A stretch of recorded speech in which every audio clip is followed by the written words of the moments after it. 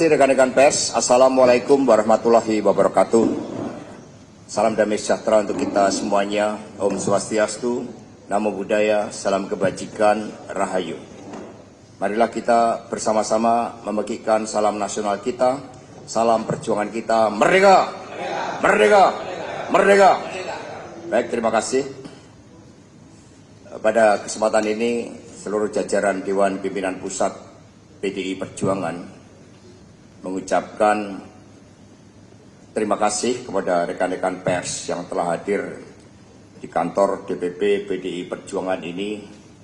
Selalu kami mengingatkan bahwa berpolitik itu digerakkan oleh suatu prinsip-prinsip yang fundamental berdasarkan ideologi Pancasila, peranatan kehidupan yang baik untuk bangsa dan negara, serta cita-cita proklamasi yang diperjuangkan dengan susah payah oleh para pejuang kemerdekaan bangsa.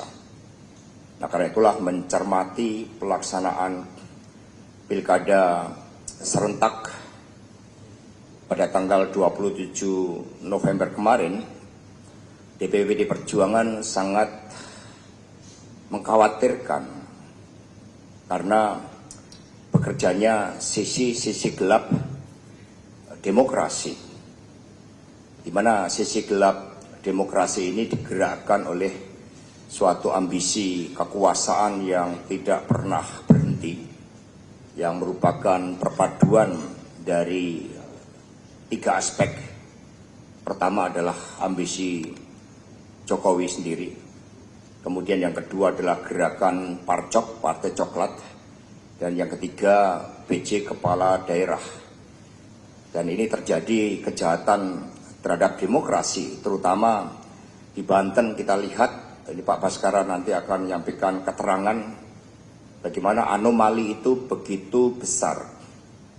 Karena mobilisasi aparatur negara dan juga sumber-sumber daya negara, instrumen negara.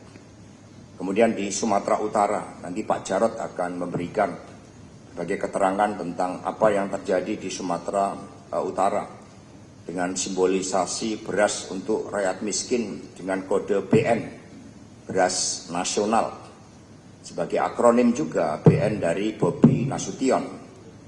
Kemudian juga di Jawa Tengah, bagaimana pergerakan untuk mencoba menghancurkan kandang banteng, tetapi nanti secara empiris kami bisa buktikan bahwa ketika kandang banteng ini mencoba ditekan, tetapi ternyata justru secara progresif terjadi persemaian kandang-kandang banteng, termasuk di daerah-daerah yang sebelumnya mustahil untuk dimenangkan oleh PDI Perjuangan.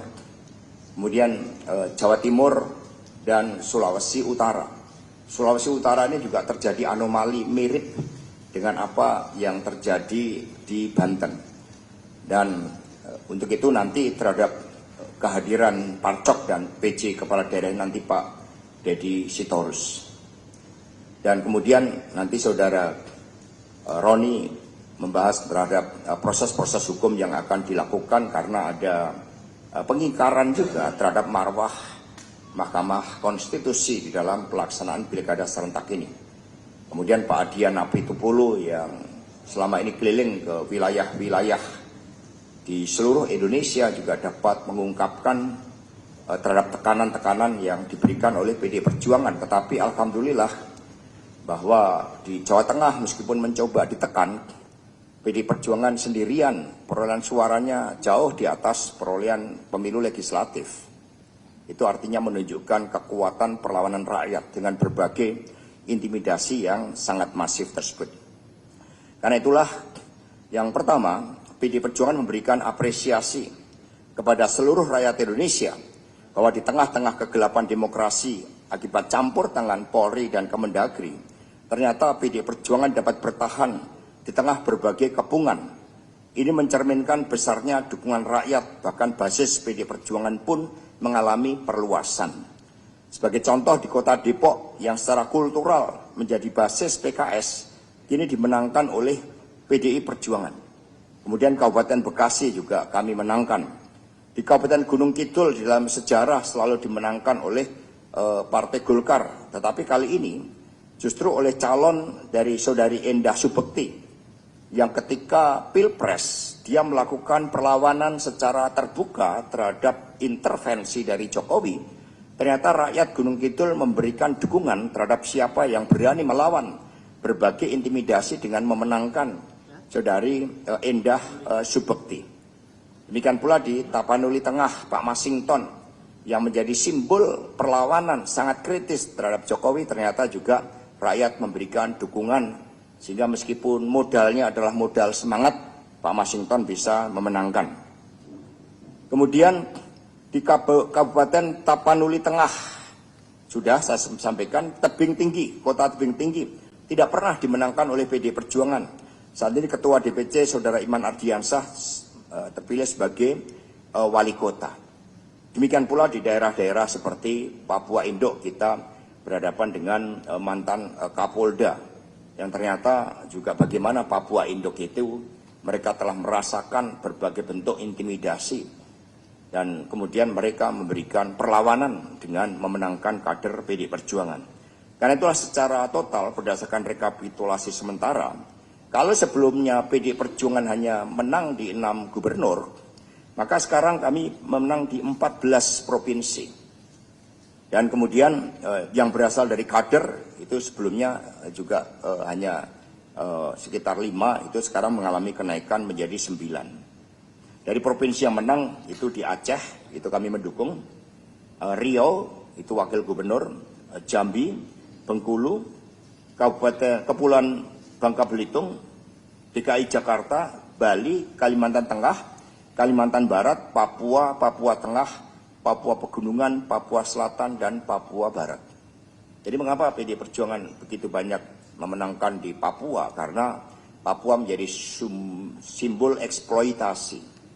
Berbagai upaya-upaya untuk membangun infrastruktur jalan, ternyata itu menjadi bagian dari kepentingan oligarki untuk memperluas eksploitasi sumber daya alam yang ada di Papua. Sehingga mereka memberikan respon dengan memenangkan PDI Perjuangan. Dengan demikian, termasuk di Sumatera Barat, itu menunjukkan perluasan basis dari PDI Perjuangan. Kemudian yang kedua, di Riau, ya, PDI Perjuangan pertama kali memenangkan pemilu legislatif dan pemilihan gubernur. Artinya ini juga menunjukkan bagaimana ketika Kandang Banteng mencoba diambil alih, yang terjadi justru Kandang Banteng ini berkembang biak. Malah dukungan rakyat memperluas dari Kandang Banteng di wilayah Sumatera. Termasuk apa yang terjadi di Jakarta ini. Tadi Mas Pramono Anung sudah mengumumkan bagaimana berdasarkan perhitungan real count, di Jakarta dapat dimenangkan 1 putaran. Karena itulah tadi saya menghubungi Saudari Cica Kuswoyo untuk meminta izin agar lagu Kos Plus kembali ke Jakarta menjadi lagu wajib ya bagi seluruh kader-kader PDI Perjuangan di Indonesia Raya ini kembali ke Jakarta. Nah, dengan demikian saudara-saudara sekalian, militansi PDI Perjuangan di dalam menghadapi berbagai kepungan ternyata PDI tetap eksis karena kami punya ideologi, kami digerakkan oleh keyakinan terhadap kebenaran, terhadap membangun peranatan kehidupan bangsa dan negara yang baik, yang menjadi pedoman dari seluruh kader partai. Karena itulah meskipun ada beberapa daerah yang mencoba dikalahkan dengan berbagai cara, tetapi kami meyakini spirit para pejuang bangsa mati 1, tumbuh 1000, itu PDI Perjuangan. Terima kasih. Dan selanjutnya kepada Pak Ahmad Basarah, Pak Jarod untuk Sumatera Utara, kami persilakan. Baik, terima kasih. Saudara sekalian, di dalam demokrasi, di dalam pilkada, menang dan kalah itu adalah hal yang wajar. Pasti ada yang menang dan pasti ada yang kalah. di dalam meraih kekuasaan. Persoalannya adalah di dalam memenangkan proses demokrasi dalam pilkada, ya, apakah nilai-nilai demokrasi, norma-norma demokrasi, norma pilkada itu bisa dilaksanakan dengan baik atau tidak? Apakah di dalam memenangkan pasangan calon tertentu itu juga melekat ada etika moral dalam diri seseorang maupun negara supaya dia tidak membabi buta. Kasus di Sumatera Utara itu sangat jelas, di mana kita sendiri berhadapan dengan Mas Bobi Nasution, mantu mantan Presiden Jokowi, yang dari wali kota ingin naik menjadi gubernur Sumatera Utara. Maka berbagai macam cara dilakukan untuk bisa memenangkan Bobi Nasution melalui kecurangan-kecurangan yang menggunakan parcok, menggunakan politisi bansos, menggunakan PJ kepala daerah dan ASN. Teman-teman di Sumatera Utara sudah mengumpulkan bukti-bukti, baik itu dalam bentuk video, rekaman, kemudian surat menyurat, mencatat semua dan melaporkan kepada Bawaslu. Persoalannya seperti terjadi di Kota Medan misalnya, ternyata penyelenggara ada oknum-oknum yang sudah masuk angin. Sehingga banyak laporan-laporan yang diberikan kepada Panwas itu diabaikan. Politisasi bansos misalnya, bukan hanya membagikan beras nasional atau Bobi Nasution, tapi juga dengan amplop. Ya, secara tersebar, secara merata di beberapa wilayah. Termasuk juga intimidasi parcok kepada kepala desa untuk dijadikan sebagai tim sukses di dalam menggalang suara, dan ada oknum-oknum di Kapolsek, di Polsek untuk mengamankan suara itu. Saudara sekalian, saya bertemu dengan beberapa teman di sana, termasuk para kepala desa yang diintimidasi oleh parcok. Saya bilang sebaiknya kau bicara apa adanya dan mau bersaksi. Tapi dia takut. Kenapa? Karena akan dicari-cari dan sudah dicari-cari salahnya. Terutama di dalam pengelolaan dana anggaran desa. Semuanya dicatat oleh mereka sehingga mereka ketakutan. Inilah bentuk intimidasi secara senyap. Dan dia mengatakan pada saya, mohon maaf Mas Jarod, saya tidak berani. Di beberapa wilayah itu dilakukan secara masif. Praktek-praktek seperti ini adalah praktek-praktek yang melanggar sisi norma, aturan, termasuk moral dan etika. Bukan persoalannya misalnya calon kita kalah suara, bukan itu. Sekali lagi kalah menang adalah hal yang lumrah. Tapi cara untuk meraih kemenangan itulah yang kita persoalkan. Oleh karena ini menjadi pengalaman kita, sisi-sisi gelap demokrasi telah terjadi. Termasuk di dalam Pilwali Kota Medan. Bagaimana Kota Medan kemarin dihajar hujan deras dan banjir di mana-mana. Itu menunjukkan kemampuan saudara Bobi Nasution tidak mampu di dalam mengelola dan menata dan membangun kotanya. Dan bagaimana saudara-saudara kita di sana kesulitan untuk bisa datang ke TPS sehingga ada pilkada susulan di sana. Berbagai macam hal-hal yang sifatnya integritas dan kapasitas seseorang ini menjadi tidak bisa dipertanyakan apabila secara masif dilakukan politisasi bansos dan intimidasi oleh parcok maupun mengerahkan dari ASN, terutama PJ kepala daerah. Ini kasus di Sumatera Utara. Demikian Pak Jajen, terima kasih. Baik, terima kasih. Jadi buat rekan-rekan pers, kalau tadi provinsi PD Perjuangan menang 14 di kabupaten kota, dari data sementara menang di 239 kabupaten kota. Nah, selanjutnya kepada Pak Ahmad Basarah dipersilakan. Terima kasih Pak Sekjen. Assalamualaikum warahmatullahi wabarakatuh. Salam sejahtera untuk kita semua. Teman-teman pers yang saya hormati, Pak Sekjen dan rekan-rekan DPP yang saya hormati. Saya melanjutkan apa yang sudah dijelaskan oleh Pak Sekjen dan Pak Jarod Saiful Hidayat. Konferensi pers kita pada sore hari ini bertajuk Sisi Gelap Demokrasi. PD Perjuangan sebagai partai politik yang sah di Republik ini dan sesuai dengan ketentuan Undang-Undang Partai Politik, salah satu tugas partai politik adalah sebagai sarana pendidikan politik, agregasi politik, dan komunikasi politik. Oleh karena itu dalam kesempatan yang berbahagia ini, pasca pencoblosan Pilkada serentak 2024 pertama, menggarisbawahi apa yang sudah disampaikan oleh Pak Sekjen tadi bahwa di tengah berbagai upaya yang terstruktur, sistematis, dan masif berusaha untuk menghancurkan Partai Demokrasi Indonesia Perjuangan, lagi-lagi Tuhan tetap memberikan rahmat dan kekuatan kepada Perjuangan sehingga rakyat Indonesia tetap memberikan dukungan pada partai kami sehingga setidak-tidaknya pasca penghitungan quick count yang sama-sama sudah kita ikuti, PDI Perjuangan di tengah upaya memarginalisasi dari berbagai pihak justru untuk Pilgub serentak seluruh Indonesia mengalami peningkatan dan juga untuk Pilkada Kabupaten Kota seluruh Indonesia juga mengalami peningkatan.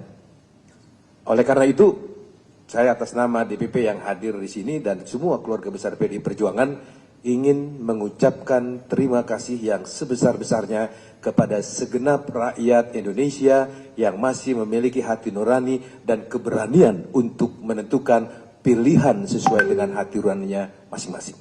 Kami akan jaga kepercayaan ini untuk terus mengawal menjaga demokrasi Pancasila bangsa Indonesia yang diamanatkan oleh para pendiri bangsa. Namun demikian, kami juga tidak ingin bicara sekedar menang dan kalah. Karena bagi kami, election atau pilkada atau pileg dan pilpres, dia sekedar salah satu bagian dari sebuah peradaban demokrasi. Di mana demokrasi yang beresensikan demos dan kratos, kedaulatan yang berada di tangan rakyat dan tidak boleh diintervensi oleh siapapun yang bukan merupakan bagian dari proses elektoral itu sendiri, tidak boleh terjadi lagi. Khusus daerah yang saya mendapatkan penugasan Ketua Umum sebagai pengampu di Provinsi Banten bersama dengan Ibu Ripka Ciptaning, teman-teman pers saya kira sudah mengikuti sejak awal PDI Perjuangan berusaha ditinggalkan untuk tidak bisa ikut pilkada di Provinsi Banten. Teman-teman tahu bagaimana proses Bu Airin diusulkan oleh PDI Perjuangan pada waktu itu. Kami pada awalnya berpandangan, berpikir dan kemudian bersikap apa yang sudah terjadi proses pilpres yang lalu, begitu sudah selesai hasil pilpres, ada presiden terpilih dan wakil presiden terpilih, kami menganggap tutup buku apa yang sudah terjadi di pilpres dan pileg pada waktu lalu. Dan sebagai sebuah bangsa, kita move on, membuka lembaran baru. Oleh karena itu, ketika Pilgub Banten, PDI Perjuangan tidak mempersoalkan bahwa Bu Airin pada waktu itu adalah ketua tim pemenangan Prabowo Gibran di Provinsi Banten. Karena bagi kami sudah selesai. Kami melihat Bu Airin sebagai salah seorang kader yang ada di Provinsi Banten, yang punya kompetensi, punya skill, punya integritas, dan punya dukungan rakyat karena sebagai anggota DPR dia terpilih dengan suara cukup terbanyak. Waktu menjadi wali kota Tangsel, beliau memimpin Tangsel dengan sangat baik dan prestasi yang sangat baik. Untuk kemudian kita kombinasikan dengan Ketua DPD PDI Perjuangan Banten yang juga Wakil Bupati Lebak Pak Ade Sumardi untuk kita bekerja sama. Alhamdulillah puji Tuhan akhirnya putusan MK nomor 60 memberikan jalan bagi PDI Perjuangan dan akhirnya Partai Golkar juga mendukung Bu Airin.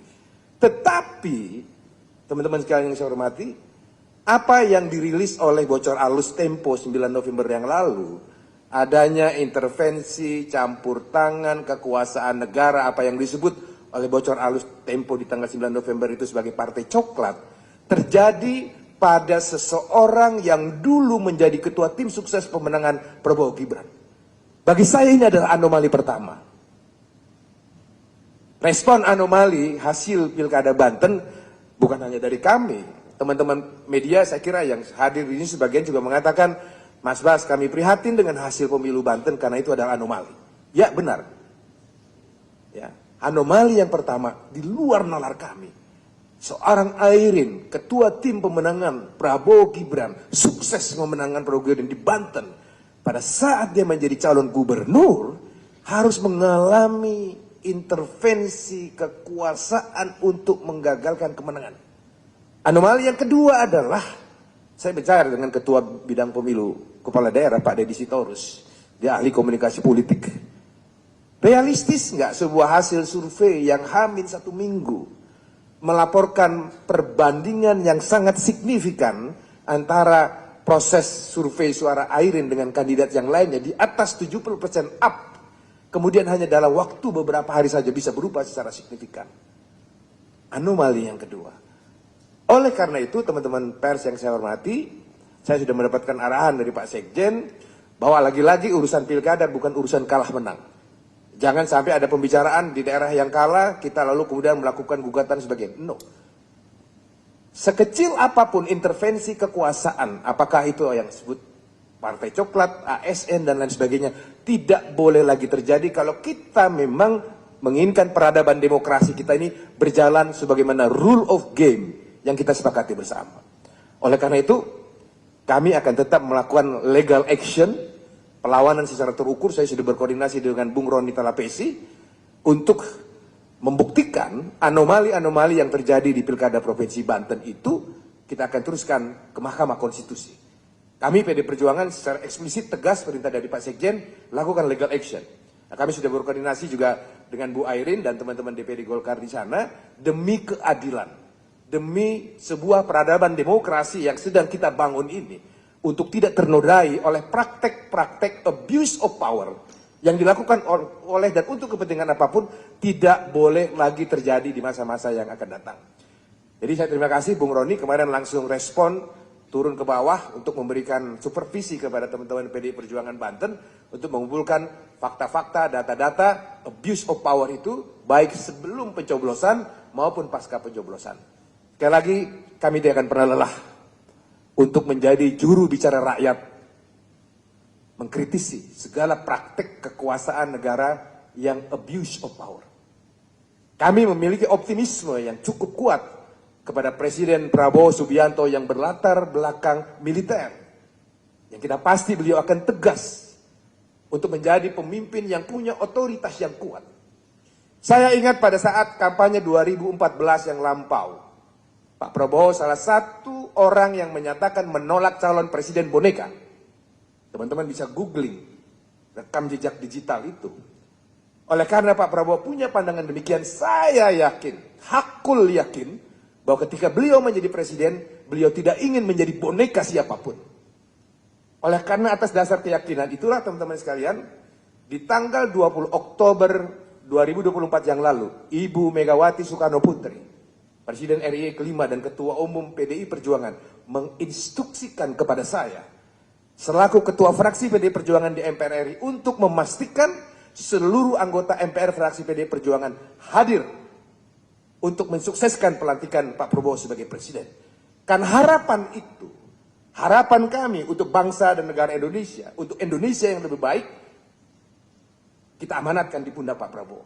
Sekalipun kami pada saat Pilpres kemarin mendukung Ganjar dan Pak Mahfud, tetapi kami yakin bahwa aturan main bernegara kita, ketika seseorang sudah ditetapkan oleh KPU RI dan kemudian bersumpah di hadapan Majelis Permusyawaratan Rakyat Indonesia sebagai Presiden dan Wakil Presiden Indonesia, secara konstitusional Pak Prabowo wajib kita dukung. Oleh karena itu, kami sudah membuktikan niat baik itu dengan seluruh anggota fraksi PDI Perjuangan MPR RI hadir. Bukan hanya hadir, tapi juga mensukseskan pelantikan Pak Prabowo. Oleh karena itu, ke depan kita harapkan Pak Prabowo betul-betul menjadi presiden harapan kita semua, dengan latar belakang militernya yang tentu memiliki ketegasan, atas jati dirinya dan otoritas konstitusional yang dimilikinya untuk tidak mau diperalat oleh siapapun demi bangsa dan negara Indonesia tercinta. Terima kasih Pak Sekjen atas kesempatan yang diberikan, kurang lebihnya mohon maaf. Wassalamualaikum warahmatullahi wabarakatuh. Merdeka. Baik, terima kasih. Itu suasana kebatinan Pak Ahmad Basarah. Jadi itu totalitas kader partai kalau ditugaskan itu gitu, emosional bondingnya terlibat, tetapi cara menyampaikannya sangat terstruktur dan itu menyadarkan kita bahwa anomali di Banten itu sangat luar biasa. Selanjutnya terkait dengan bagaimana keterlibatan Partai Coklat dan juga PJ Kepala Daerah, siapa yang sebenarnya memenangkan pilkada ini. Untuk itu Pak Deddy Sitorus dipersilakan. Baik, terima kasih Pak Sekjen, teman-teman media dan rakyat Indonesia yang menyaksikan tayangan ini. Kami ingin mendahului dengan menyampaikan apa yang sudah diliput oleh media tentang potensi kecurangan di 9 daerah. Ini salah seorang pakar hukum tata negara. Mereka menyampaikan ada 9 daerah yang rawan terhadap penyalahgunaan kekuasaan oleh para pejabat gubernur. Ya, mereka sebut Sumatera Utara, Jawa Barat, Jawa Tengah, Bali, Papua, NTT, Sulawesi Selatan, Sulawesi Tenggara, dan Kalimantan Barat, Sulawesi Utara. Dan ternyata lebih dari situ masih ada daerah-daerah lain yang sangat kental intervensi aparat yang tidak disebutkan oleh mereka dan kemudian kami alami. Di sana misalnya Banten, ada Banten, ya, juga ada daerah lain juga seperti Lampung dan Kepulauan Riau. Tadi sudah disampaikan oleh Mas Sekjen, ini ada segitiga yang kami sampaikan. Ini adalah alur yang membuat pilkada kita tidak sekedar soal menang kalah, tapi ada vokabuleri baru dalam pilkada ini, dalam kontestasi ini, yaitu ada yang dimenangkan, ada yang dikalahkan, ya, dimenangkan dan dikalahkan. Jadi bukan menang kalah. Kenapa ada istilah dimenangkan dan dikalahkan? Karena ada pihak-pihak lain yang seharusnya tidak terlibat dalam kontestasi pilkada. Pihak-pihak yang seharusnya menjaga konstitusi, menjaga aturan hukum dan perundang-undangan, menjaga pemilu kita jujur, adil, bersih, demokratis. Ternyata mereka justru yang mengangkangi, meminggirkan, dan membuang semua itu ke tempat sampah. Sudah kita pahami pada pemilu pilpres yang lalu terjadi banyak anomali, banyak pelanggaran dalam pemilu bulan Februari. Dan itu dibuktikan dengan keputusan Mahkamah Konstitusi yang bersifat dissenting opinion, ya, terhadap penetapan presiden. Jadi secara moral dan secara substantif pemilu kita kemarin cacat karena berbagai tindakan pelanggaran yang TSM sifatnya, ya, terstruktur, sistematis, dan masif. Budaya politik buruk ini kami namakan sebagai budaya Jokowisme, karena bermula pada saat seorang penguasa bernama Jokowi dengan segala cara, dengan segala kekuasaan yang dimilikinya, melakukan upaya-upaya untuk menghasilkan pemilu sesuai keinginannya. Apakah target, sasaran dari kegiatan itu adalah seluruh populasi pemilih? Sudah tentu tidak. Tetapi didesain untuk jumlah persentase yang memadai agar agenda mereka tercapai. Nah, bagaimana politik ala Jokowisme yang merupakan sisi gelap demokrasi ini bisa bekerja? Dia tentu membutuhkan instrumen. Apa instrumen yang dipakai dengan politik pemilu ala Jokowisme ini? Tentu sesuatu yang sangat besar, berjaringan kuat, punya kemampuan untuk melakukan penggalangan dana, penggalangan kelompok-kelompok tertentu yang sudah menjadi pengetahuan publik. Sekarang kita mengenal Partai Coklat. Partai Coklat sudah menjadi kosakata baru dalam politik Indonesia, sudah dibicarakan oleh media massa. Tadi sudah disebut di dalam bocor halus, sudah disebutkan di dalam gedung DPR, baik Komisi 2 maupun Komisi 3 juga sudah mensinyalir masalah ini. Jadi ini bukan sesuatu yang baru. Kami di PDI Perjuangan terus terang sedih, karena yang dimaksud Partai Coklat ini sudah barang tentu adalah oknum-oknum kepolisian. Cuma karena tidak hanya satu tempat, mungkin sebaiknya kita tidak menyebut oknum-oknum, tapi ini sudah sesuatu yang bersifat garis komando. Dan saya kira pemegang kuncinya adalah Listio Sigit. Beliau bertanggung jawab terhadap institusi yang dia kendalikan, yang dia pimpin, yang ternyata merupakan bagian dari kerusakan demokrasi kita. Ini tanggung jawab yang saya kira harus dipikul sepanjang sejarah nanti. Kawan-kawan PDI Perjuangan, Ibu Presiden kelima, Ibu Megawati Soekarno Putri adalah orang yang memisahkan Kepolisian Republik Indonesia dari Angkatan Bersenjata Republik Indonesia setelah reformasi. Dengan harapan institusi kepolisian menjadi instrumen negara untuk menegakkan hukum dan perundang-undangan, menjaga keselamatan rakyat, melayani, to serve and to protect. Tetapi yang terjadi tidak saja pada pemilu presiden dan legislatif, lebih parah lagi pada pemilu kada yang lalu. Di Komisi 3 kemarin secara telanjang hal itu diangkat oleh salah satu anggota DPR RI di depan Listio Sigit. Dan saya kira itu tidak bermakna apa-apa, karena kemudian kita tahu sampai 27, sampai menjelang TPS tutup masih terjadi serangkaian aksi-aksi di berbagai tempat untuk mempengaruhi hasil pemilu. Dan ini membawa kami kepada pemikiran, meskipun tidak semua bayangkari negara yang ada di Kepolisian Negara Republik Indonesia setuju dengan tindakan Jenderal Listio, Bayangkara Negara. Tetapi perlu diketahui bahwa kami sudah sedang mendalami kemungkinan untuk mendorong kembali agar Kepolisian Negara Republik Indonesia kembali di bawah kendali Panglima TNI. Atau agar Kepolisian Republik Indonesia dikembalikan ke bawah Kementerian Dalam Negeri. Tugas polisi mungkin jika nanti DPR bersama-sama bisa menyetujui, menjaga lalu lintas kita supaya aman dan lancar. Berpatroli keliling dari rumah ke rumah agar masyarakat tidur dengan nyenyak.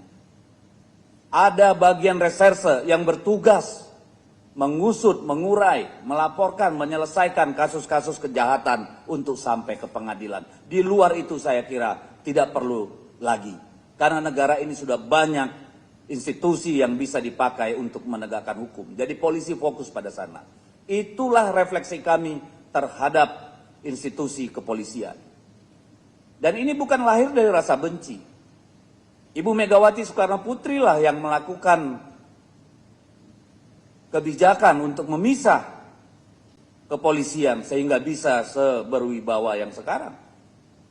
Tetapi ternyata dari apa yang terjadi, dari laporan yang kami diterima, dari pemahaman masyarakat banyak, bahkan termasuk di gedung DPR, justru kepolisian menjadi masalah bagi demokrasi kita. Dan ini sebenarnya kesempatan untuk refleksi bagi seluruh bayangkara negara di institusi kepolisian. Bagaimana begitu marak kasus terkait narkoba, penembakan rakyat tidak bersalah, bahkan jenderal polisi bisa menembak ajudannya, sesama polisi saling tembak, ada masalah yang mendalam dalam institusi kepolisian, masih sempat-sempat cawe-cawe dalam pilkada. Dan itu terjadi mayoritas pada masa kepemimpinan Listio Sigit. Kami menyerukan seluruh bayangkara negara yang ada di institusi kepolisian. Selamatkan institusi Anda. Jangan biarkan dibawa terpuruk, jatuh ke dalam lumpur oleh seorang Listio Sigit. Kami tidak perlu menyebutkan di mana saja kasus itu. Itu nanti akan menjadi bahan pembuktian di sidang. Tapi kami ingin menyampaikan kepada seluruh rakyat, ada seorang Listio Sigit yang harus bertanggung jawab atas apa yang terjadi belakangan ini. Yang kedua, dari segitiga ini ada yang namanya PJ kepala daerah. PJ kepala daerah ini semua berada di bawah kendali Kementerian Dalam Negeri. Seharusnya lah menjadi tugas mereka memastikan tidak ada yang namanya PJ kepala daerah menjadi alat tim sukses pasangan calon di dalam kontestasi pilkada. Di dalam RDP dengan Menteri Dalam Negeri, saya sudah menyampaikan secara langsung, secara tegas, betapa banyak kegiatan-kegiatan ilegal dari PJ kepala daerah. Sumatera Utara sangat telanjang, Sulawesi Utara sangat telanjang, di berbagai tempat. Tetapi sejauh yang kami amati, seolah-olah itu menjadi tugas Gakumdu, menjadi tugas Bawaslu. Padahal kita tahu Bawaslu ini, saya sudah RDP juga kami dengan Bawaslu, mereka mengakui banyak sekali temuan laporan pelanggaran. Mulai dari PJ Gubernur, PJ Bupati, PJ Wali Kota, hingga Kepala Dinas, hingga Camat, hingga Ketua RT atau Kepling kalau di Sumatera Utara. Di Deli Serdang, bansos dan money politik ditemukan di rumah orang tua salah satu camat, yang kemudian dibagi-bagikan oleh struktur di bawahnya. Kami tidak takut kalah. Kami tidak ingin selalu menang. Tapi kami ingin kontestasi ini berjalan dengan semangat yang ditentukan oleh undang-undang, luber dan jurdil. Kalau mau menang-menangan, saya kira negara ini harus membayar mahal.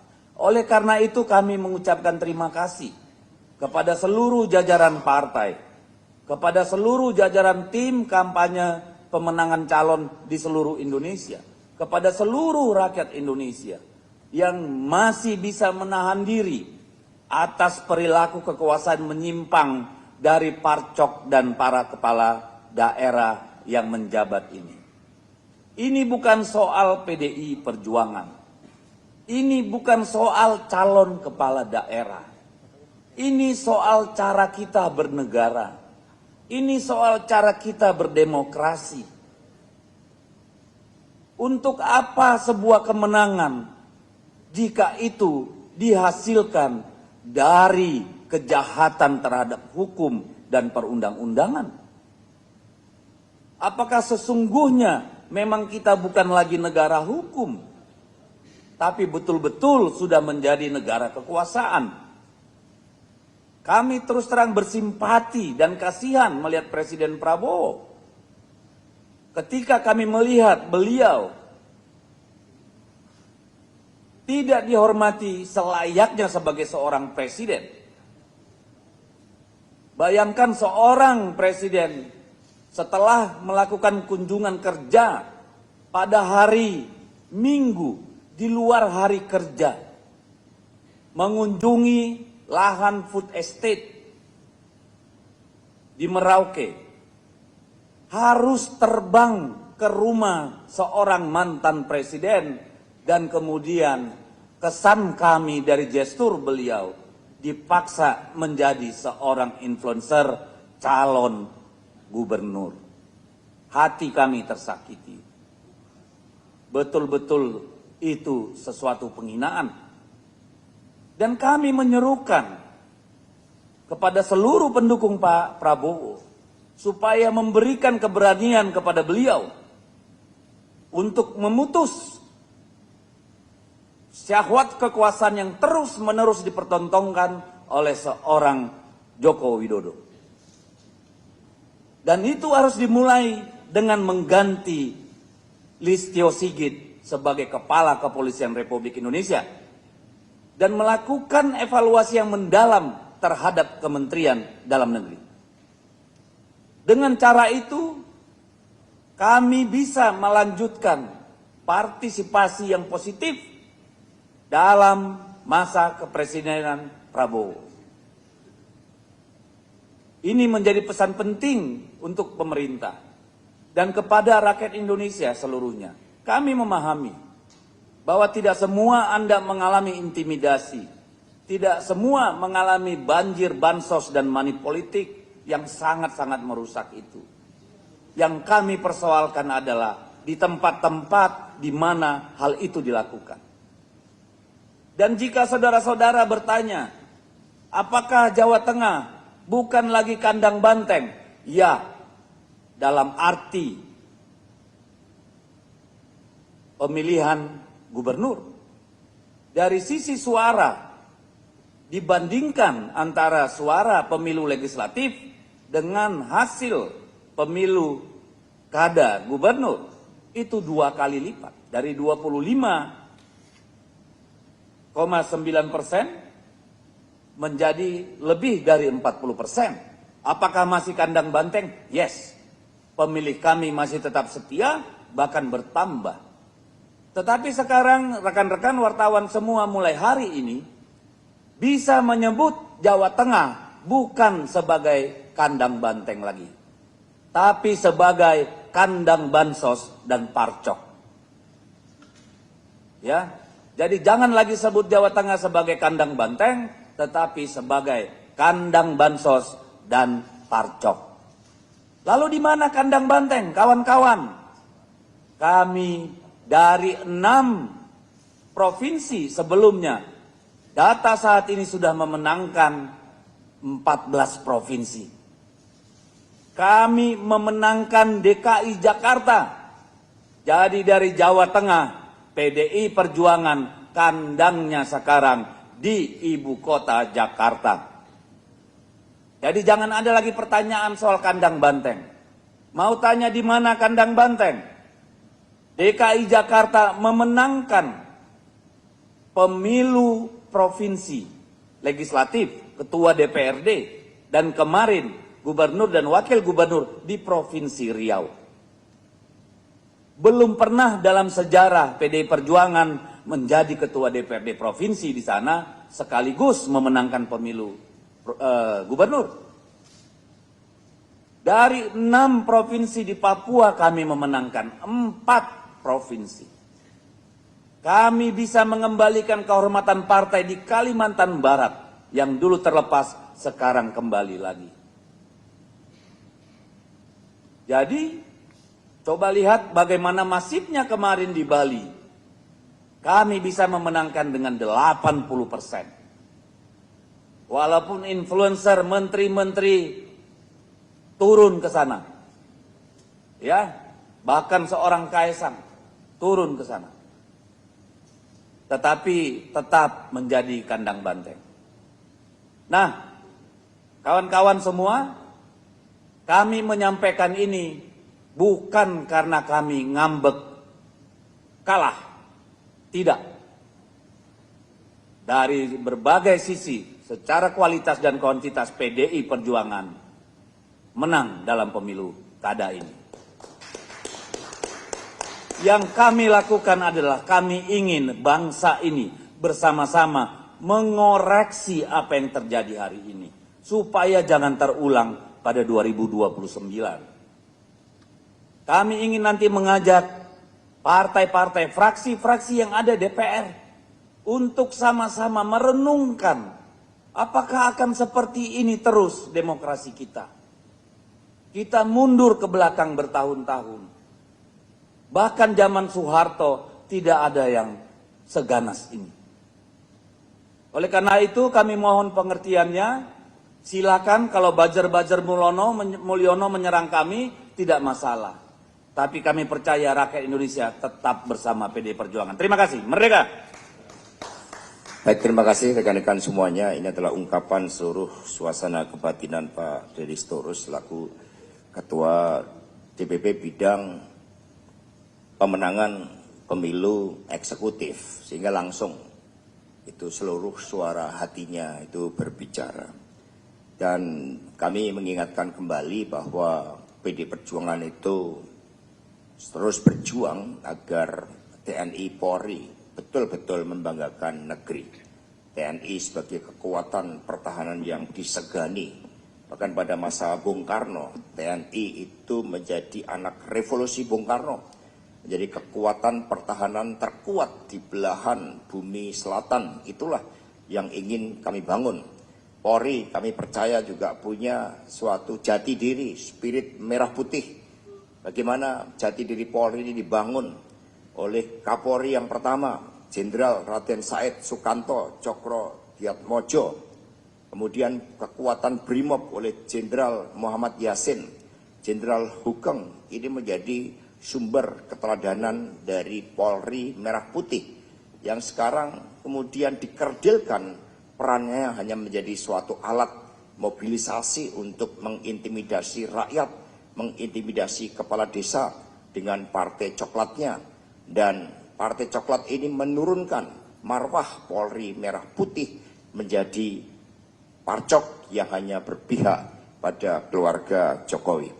Dan kemudian Bapak Ibu dan saudara-saudara sekalian, maka kegelapan demokrasi ini harus kita atasi bersama-sama. Itulah refleksi yang terpenting di dalam seluruh pelaksanaan pilkada serentak karena kita cinta Indonesia Raya. Selanjutnya Pak Adian Napitupulu dipersilakan. Ya, selamat siang. Terima kasih Pak Sekjen. Jadi pemilu kada kali ini kita itu semakin mempertontonkan bahwa dia kalah kualitas sportivitas dan fairness-nya dibandingkan pertandingan sepak bola, dibandingkan pertandingan lari, lomba, maraton dan sebagainya. Kalah sportif dan kalah fair lah. Sementara yang dipertaruhkan tentunya sangat besar. Seperti misalnya ketika kita bicara Pilkada Jakarta, maka pertaruhannya tidak cuma piala, tapi juga 90 triliun. Sekian banyak nasib orang dan sebagainya. Nah, salah satu yang menarik dari pilkada sekarang adalah hampir merata partisipasi rakyat dalam memilih turun. Di Jakarta diperkirakan sekitar 58 sampai 60%. Jadi ada penurunan antara 12 sampai 14% dibandingkan pemilu kada sebelumnya. Di Jogja turun, di Kabupaten Bogor cuma 55%, di Kota Bogor juga serupa. Nah, apa yang menarik dari penurunan partisipasi pemilih ini? Ada beberapa hal. Salah satu yang kita baca, adanya kemungkinan bahwa sekian banyak pemilih yang dipetakan tidak memilih sesuai dengan yang dikehendaki oleh mereka, itu tidak mendapatkan surat panggilan. Nah, ini salah satu informasi yang sedang kita kaji kebenarannya. Itu yang kemudian mempengaruhi partisipasi pemilih yang sangat rendah, selain faktor libur dan faktor yang lain. Tapi beberapa pemilu lain di waktu libur juga tidak serendah ini partisipasinya. Ini yang paling rendah dalam sejarah pemilu ke pemilu kita di Jakarta dan kabupaten yang lain. Beberapa hal tadi salah satunya saya sampaikan adalah ada banyak pengaduan pada kita. Mereka tidak dapat surat panggilan untuk datang ke TPS. Dan jumlah ini sangat banyak. Ini yang sedang kita telusuri di mana nyangkutnya. Kalau kita petakan, kamu pilih siapa? Ada yang katakan, ya saya pilih Pak Pram, saya pilih Bang Dul. Nah, banyak pemilih-pemilih yang menjadi pemilih Pak Pram dan Bang Dul yang kita identifikasikan tidak dapat surat panggilan. Begitu juga di daerah-daerah lain itu. Nah, hal yang lain adalah apa yang disampaikan Pak Dedi tadi. Di banyak tempat ini kita melihat polanya hampir sama. Pemanggilan kepala desa tidak terjadi di Jawa Tengah, di Sulawesi Utara juga terjadi. Di beberapa tempat yang lain juga terjadi. Kalau mereka tidak bisa bagikan bansos, yang dibagikan amplop. Tapi semua ini kan kos politik. Semua ini kan biaya politik yang sangat besar, yang sangat mahal.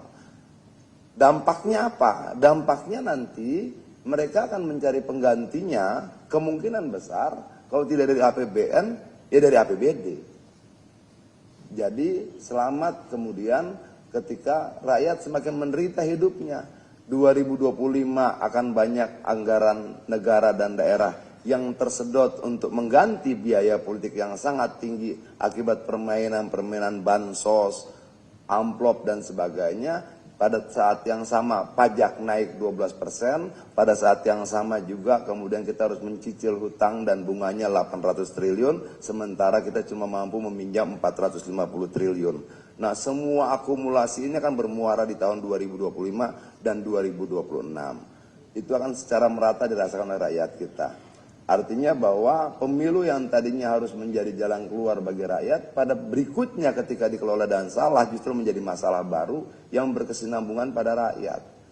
Nah, begitu juga soal saya rata-rata DPP ini berkeliling antara 8 sampai 12 provinsi bergantian, hampir seluruh semuanya DPP itu. Saya ke Sumatera, berarti Pak Dedi ke NTT, ada yang ke NTB dan sebagainya. Dalam 2 bulan terakhir saya sudah berkeliling 16 provinsi. Dan kita selalu ngobrol tentang apa? Betul tidak ada keberpihakan aparatur negara? Betul tidak ada keberpihakan instansi-instansi negara, instansi sipil negara lainnya? Dan sebagian besar menjawab iya dengan pola yang berbeda-beda. Ada yang dari kepala desa, ada instansi yang lain. Itu yang mungkin menjadi kekhawatiran Pak Dedi, juga menjadi kekhawatiran saya. Ketika kemudian instansi-instansi sipil negara ini tidak mampu melakukan netralitas, lalu rakyat bertanya, mana yang lebih netral, instansi sipil negara atau TNI? Ketika disurvei ya Pak Dedi, jangan-jangan jawabannya itu TNI.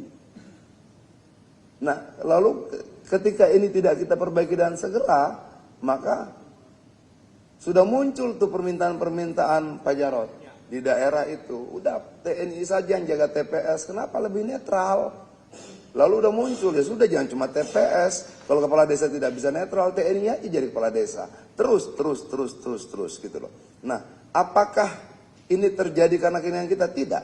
Tapi karena institusi-institusi sipil negara gagal menjalankan mandat untuk berlaku netral dalam proses pemilu. Belum lagi ditambah dengan kekerasan-kekerasan yang dulu di zaman Orde Baru banyak dilakukan oleh ABRI saat itu, sekarang justru rakyat menonton sendiri. Kasus Vina Cirebon, kemudian kemarin anak SMA ya, anak SMK 16 tahun ditembak, meninggal, temannya juga ada 2 orang kalau tidak salah ditembak juga. Nah, rangkaian kekerasan ini kita sudah memperjuangkan pemisahan fungsi ABRI dulu. Bagaimana peran polisi dan tentara itu beda, nggak tubrukan.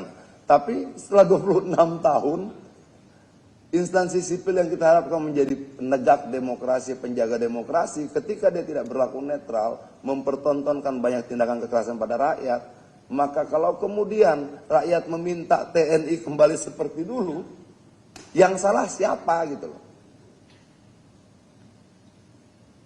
Kita minta kalian netral ya, adil ya, nggak bisa. Lalu rakyat bilang yang adil yang ini kok.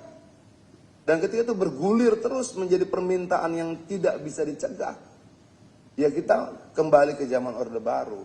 Nah, ini yang menurut saya harus menjadi kajian juga teman-teman penyelenggara pemilu, kemudian teman-teman aktivis, kemudian teman-teman yang di parlemen untuk mencermati keadaan seperti ini. Kira-kira untuk sementara begitu Pak Sekjen. Dan lain-lainnya, merdeka. Baik, terima kasih. Jadi sama dengan Pak Dedi Sitorus tadi, aspirasi yang diterima Pak Dedi kemudian Pak Adian yang banyak turun ke bawah, begitu banyak kasus-kasus pelanggaran hukum yang dibiarkan, narkoba, judi online, dan berbagai persoalan terkait dengan ketentraman masyarakat, maka muncul aspirasi terkait dengan reposisi dari Polri. Tentu kami akan melakukan suatu kajian terhadap berbagai aspirasi tersebut dan mendengarkan suara rakyat. Selanjutnya terakhir buat Bung Roni, dipersilahkan.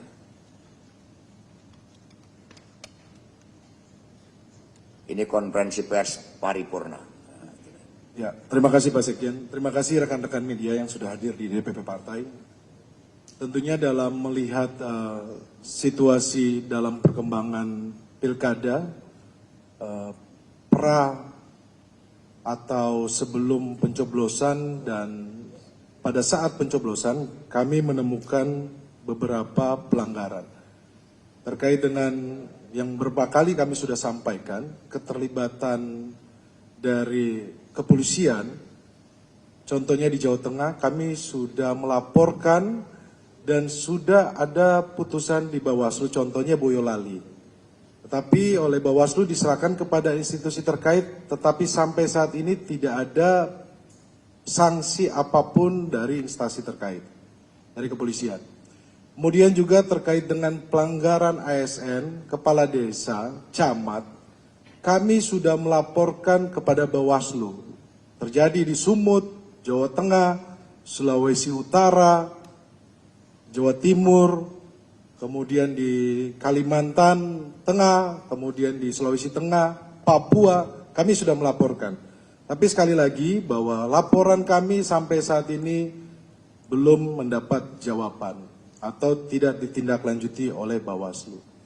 Terkait dengan tidak netral dari kepolisian, kami melihat bahwa ini merupakan suatu peristiwa yang memang kami menduga bahwa memang sudah terlihat ketika penempatan kepala kepolisian di tingkatan Polres maupun di Polsek. Nanti akan kita jabarkan ketika di Mahkamah Konstitusi.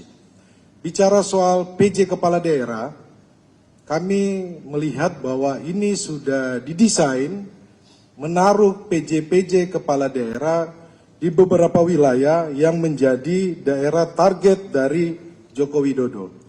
Contohnya di DKI Jakarta.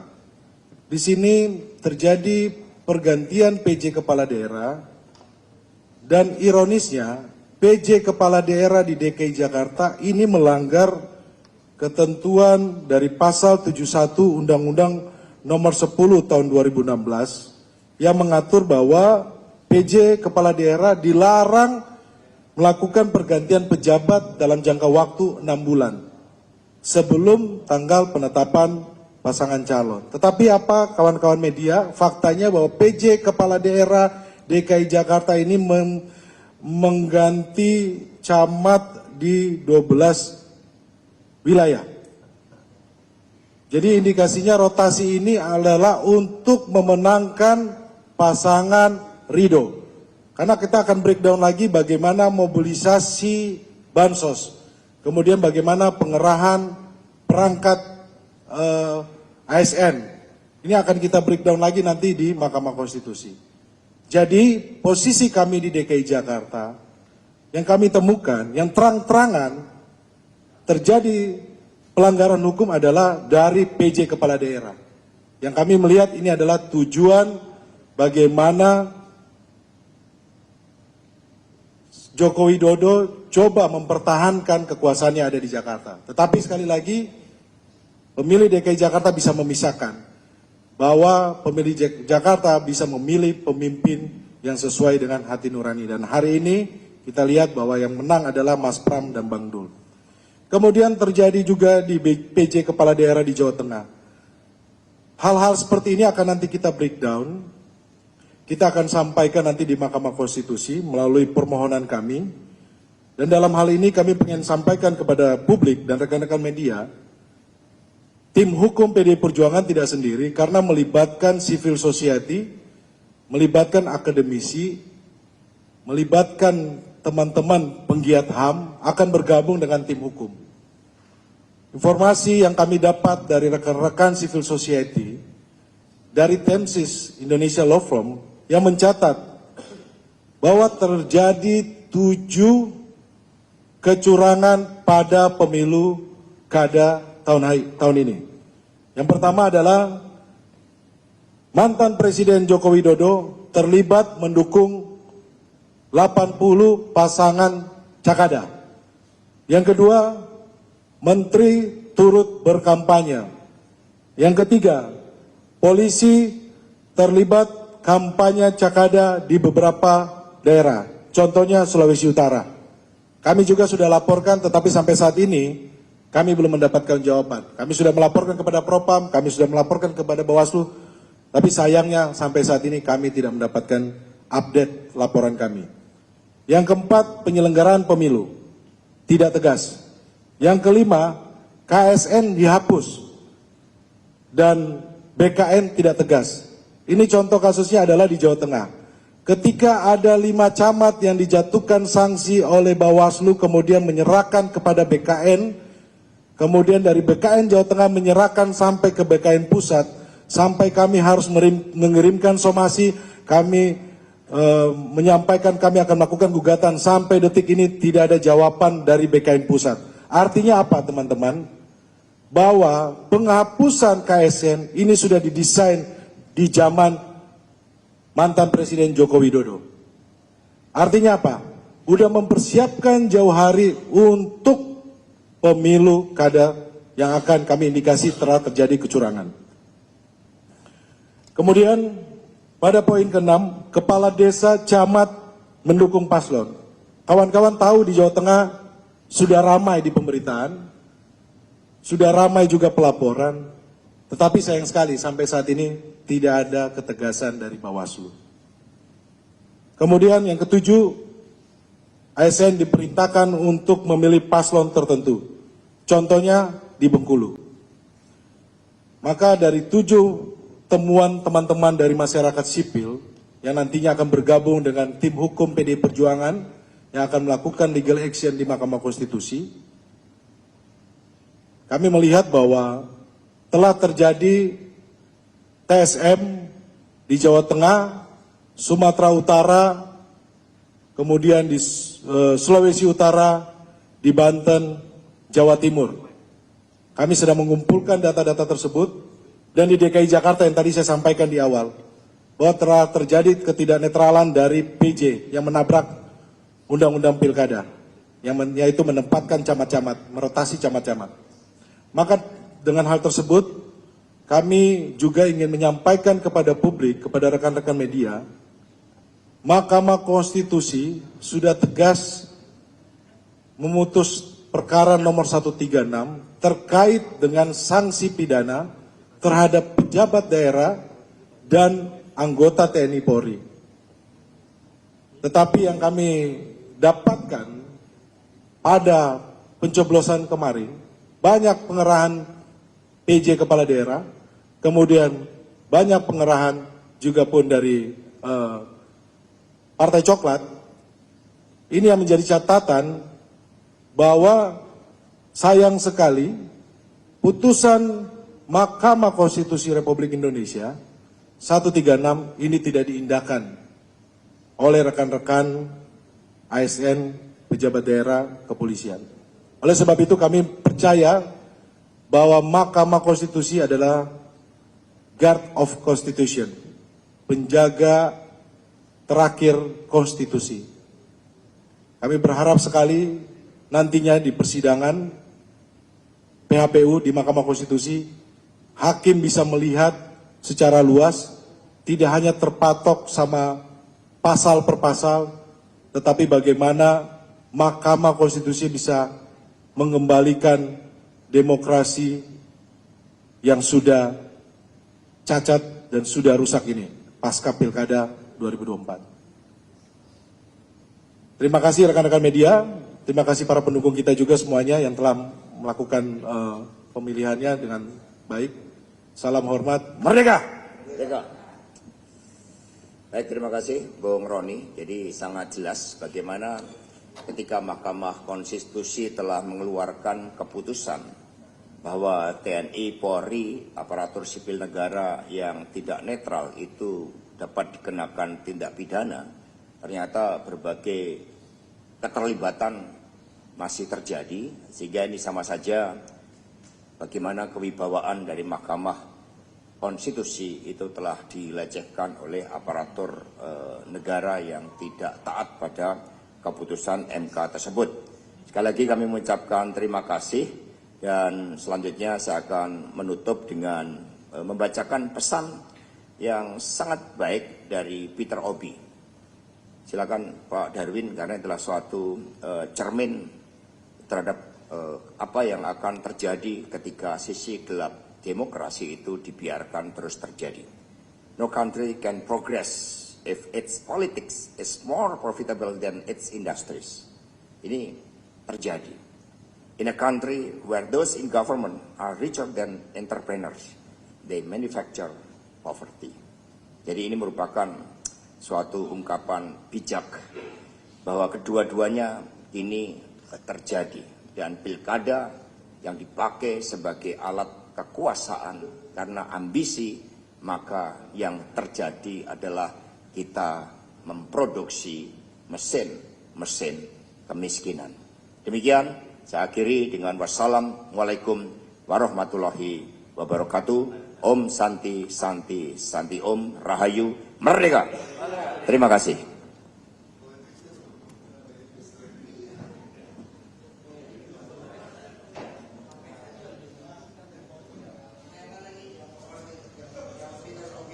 Peter Obi kita yang